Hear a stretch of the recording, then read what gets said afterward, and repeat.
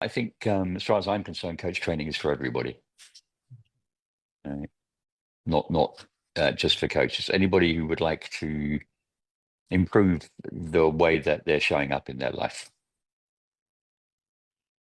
And what I mean by showing up in their life is, what, how are they behaving? How are they bringing themselves into different life or maybe work situations?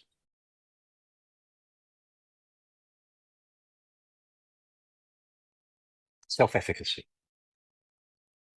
in a nutshell. Self-efficacy, a sense that they are able to set goals skillfully, in line with what they really care about, and then don't like the word achieve goals, achieve them. I'm going to say walk the path towards them.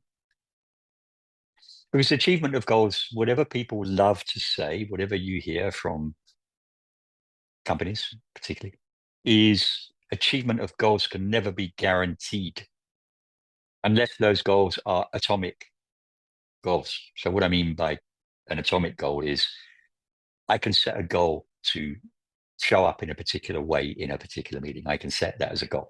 We call it a practice goal. I can set a goal which says that whatever happens in this meeting, I'm going to keep my eye on the prize, where the prize is how would I love to be able to show up in that meeting. I can set that as a goal and I can achieve that because it's totally under my control. So the way that I behave in the moment of choice is always under my control.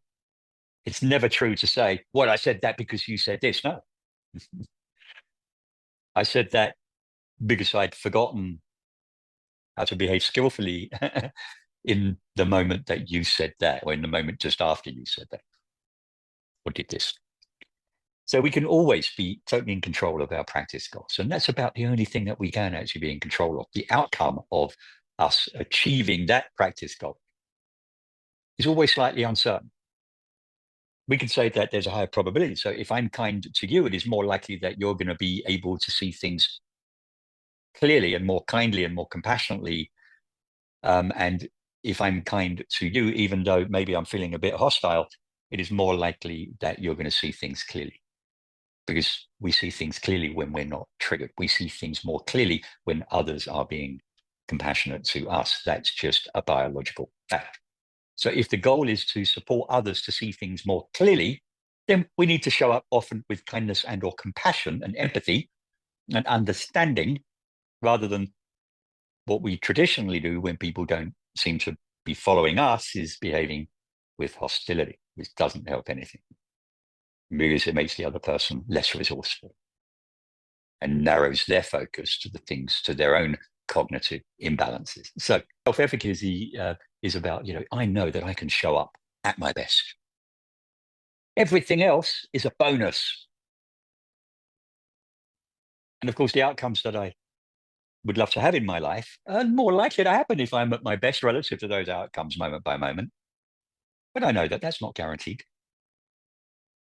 But the real goal is for me to be at my best. And if I get what I want as a result of being at my best, I'm going to be really happy. But I know that if I don't get what I want, at least I'll be able to say, you know what, I was at my best. It just didn't happen. Maybe it couldn't happen. Maybe it wasn't doable. I did my best.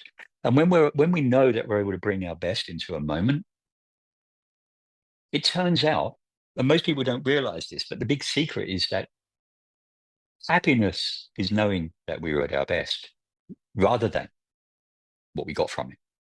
It's an uncontroversial fact. But most people, well, many people, I say most people, more people are onto this now.